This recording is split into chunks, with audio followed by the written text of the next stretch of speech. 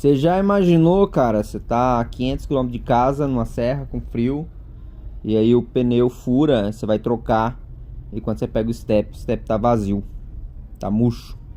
Ou então perceber que a palheta do retrovisor ali não tá funcionando bem na hora que começa a chuva, sabe? Então, antes de qualquer viagem longa, passar uns minutinhos aí, fazer uma revisão boa no carro, evita esse tipo de perrengue. E é exatamente isso que eu vou fazer hoje, antes de pegar a estrada pro Paraná.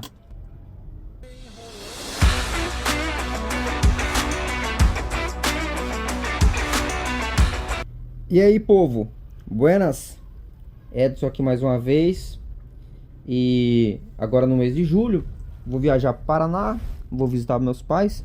As férias do mês de julho são um pouquinho mais curtas, mas mesmo assim eu viajo para o Paraná, sabe? Vou fazer uma viagem que eu considero como uma viagem longa, de 1.000 km.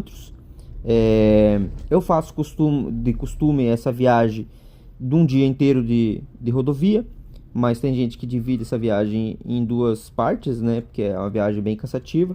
E aí, como eu vou fazer a viagem, eu vou falar de alguns itens de revisão do carro. Não é uma revisão assim extraordinária, uma revisão mecânica, etc. Mas é uma revisão importante que você precisa fazer caso você vá viajar a 1.000 km. Então, dividi em três partes: itens que eu considero fundamentais, itens que eu considero importantes, mas não fundamentais, e alguns detalhes do conforto do veículo que às vezes a gente nem sempre lembra. Então, primeiro, eu vou dar um pouco mais de destaque para os itens fundamentais. São eles: pneus step, o freio, os equipamentos de emergência, tipo macaco, chave de roda e triângulo, o óleo do motor, o líquido de arrefecimento, o sistema como um todo de arrefecimento e as palhetas para-brisa. Então, sobre os pneus, no meu caso, está bom, os pneus ainda estão bons. O step é importante você olhar se está calibrado. Quando eu viajo, eu calibro os meus pneus em 31 ou 32 de pressão. Mas quando eu chego lá no interior, eu diminuo essa pressão, porque meus pais moram no interior, então não há necessidade, o pneu fica pulando muito, fazendo barulho e corre o risco até de estragar. Então, dentro dos itens de emergência tem o macaco, a chave de roda, o triângulo. Tem que dar uma olhada se está tudo ok. No meu caso, está tudo certo. O meu carro ainda é meio novo, né? Esses equipamentos são tudo novo ainda. O líquido de freio, né? Então, o fluido de freio, esse foi trocado recentemente, então tá tudo ok, tá tudo certo.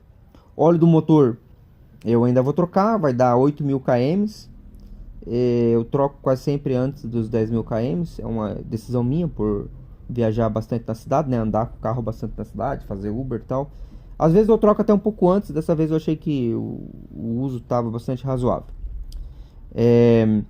Sistema de arrefecimento, ver se está tudo certo com o nível, se a cor tá cor de rosinha lá, que é a cor ideal do líquido de arrefecimento, e se tá no nível, né, bem certinho, se não tem algum vazamento, essas coisas assim. Palhetas do para-brisa, tanto da frente como de trás. No meu caso, o meu carro é um carro hatch, as palhetas do meu carro estão ótimas, estão boas. E aqui eu não coloquei, mas pra mim eu considero como algo até praticamente fundamental, fazer a cristalização dos vidros. Você pega uma chuva com o vidro cristalizado, nossa, é outra parada. É muito bom de viajar com o vidro cristalizado. Eu devo fazer eu mesmo, comprar o produto lá e fazer. Eu acho bem mais barato do que mandar fazer a cristalização. Aí agora, dos itens que eu considero importantes, mas não tão fundamentais, tá? E aqui tem uma parada que depende do caso, tá? Depende de qual que é a tua motivação na hora de fazer a revisão. Por exemplo, alinhamento e balanceamento. No meu caso, eu não considero tão importante, não considero tão fundamental. Mas tem que ver, porque às vezes o carro está puxando por um dos lados, aí tem que fazer alinhamento, se está gastando pneu de maneira desigual, se está tremendo o volante na hora que você pega um pouquinho mais de velocidade, então tem que dar uma olhada nisso.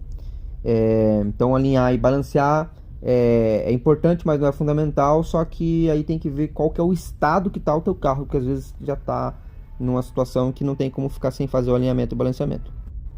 Aí tem a iluminação do carro, no caso, eu acho fundamental que todos estejam funcionando, mas não acho tão fundamental a direção, essas coisas assim que, enfim, a altura do farol e tal. No meu caso, o meu carro é ajustável, então meio que eu não tenho problema com isso, porque tem o ajuste do farol baixo, que é o que a gente mais usa, né?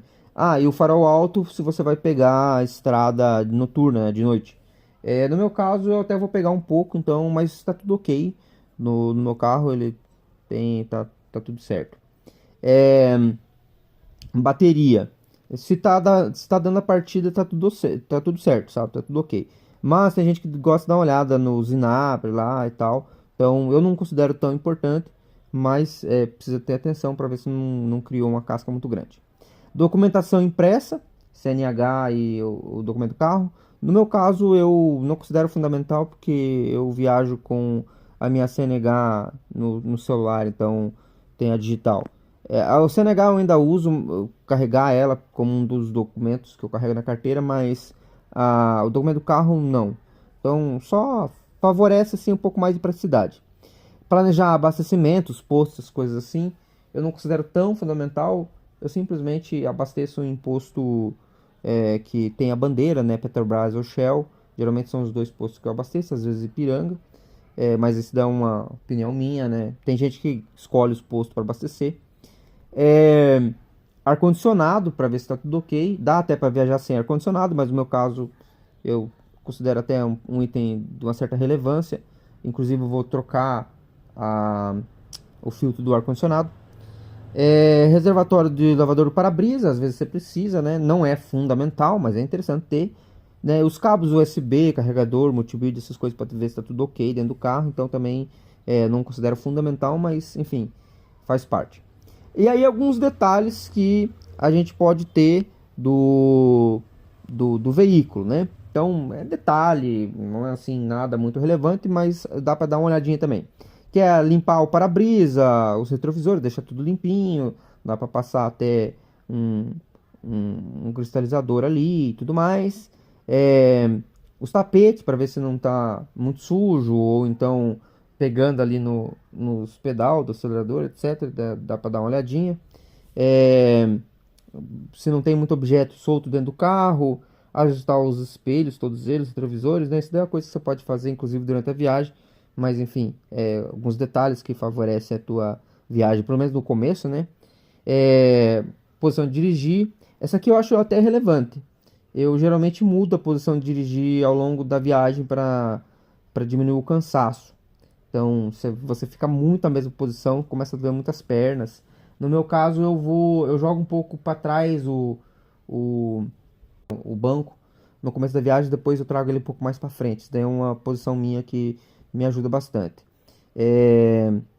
O funcionamento das coisas internas do carro, tipo cinto, a altura do cinto, essas coisas, meu carro dá para medir a altura do volante e tudo mais. No meu caso, de novo, a altura do volante eu mexo durante a estrada, mas é um conforto que eu tenho e que o meu carro me possibilita, né? E dá uma olhadinha no porta-mala, se não tem a ferramenta solta, essas coisas assim, ou excesso mesmo de ferramenta que você não vai usar para nada, vai ficar ali só atrapalhando a tua viagem. Bom, esses foram os itens que eu considerei mais relevantes. Os itens fundamentais evitam que a gente termine no acostamento, né?